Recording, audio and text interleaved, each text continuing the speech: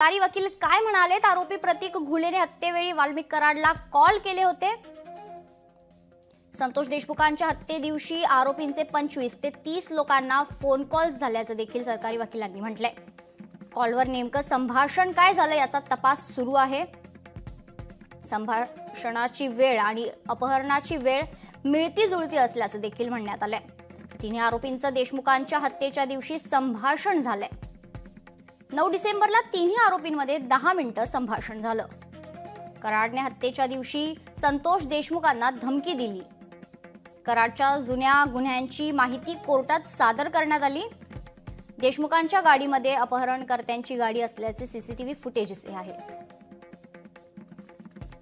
तर याचंच उत्तर कराडच्या वकिलांनी कसं दिलं हे देखील आपण ग्राफिक्सच्या माध्यमातून पाहतोय. वाल्मिक कराडची अटक बेकायदेशीर असल्याचं म्हणण्यात आलंय. अद्याप एकाही आरोपीने कराडचं नाव घेतलेलं नाही.